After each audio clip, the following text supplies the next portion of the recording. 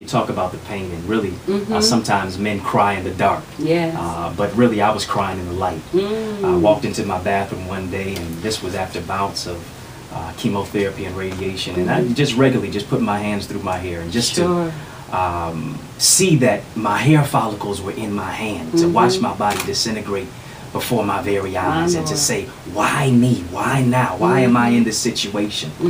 To go to bed and to see your hair follicles sprinkled on your pillowcase, to deal with the psychological ramifications of the pain that you're going through with the chemotherapy, with the radiation, 5 out of 7 days of the week. You know, as if I was a heroin. Treated like I was a heroin addict. You know, it's just pumping poison into your body. Your own biological father is not in your life. Even some folks in the church was looking at me sideways. And just people on the corner, people leaving you for dead, to where all I had was my mother, and all I had was my faith in God. All I had was me. Praise God for your mother. And so sometimes the people in your life, you don't need warriors in your life. You need warriors. There you go. And a lot of folks, sometimes I've realized, a lot of folks in your life are not necessarily praying for you. They're praying on you. It's P-R-A-Y versus P-R-E-Y. Some folks are waiting for your demise.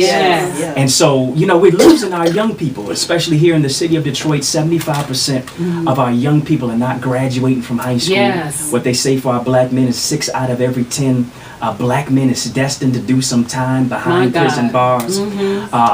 Between the ages of 13 to 24, just in this country alone, that's the highest rate of HIV and AIDS in this country.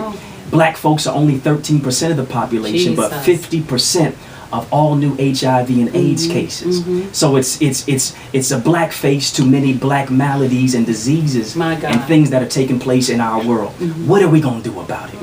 Are we going to invest value into people to not look, say, hey, I'm trying to get 50 million, I'm trying to get a Benz, I'm trying to take care of my house and my home? Or are we going to invest and really help out the people who are screaming silently? There's somebody who said, you know what? A gentleman some years ago lost his fish in an aquarium, and he turned the temperature up a little bit too high one night, and he wakes up in the morning and he sees that all the fish have moved to the top of the aquarium. They've all just floated up to the top, and he looks into the aquarium and he sees that all of his beautiful fish, all of his exotic fish are dead.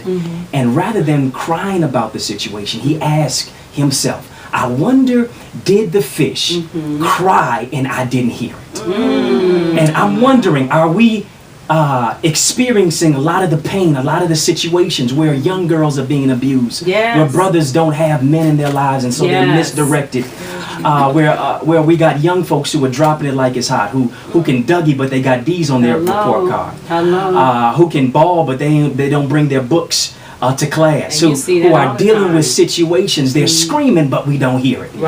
We've got to tap into the hurt. We've got to tap into the pain, and we've got to provide a remedy to the malady of the situations that are going on. If we have the answer, it's time to provide the solution.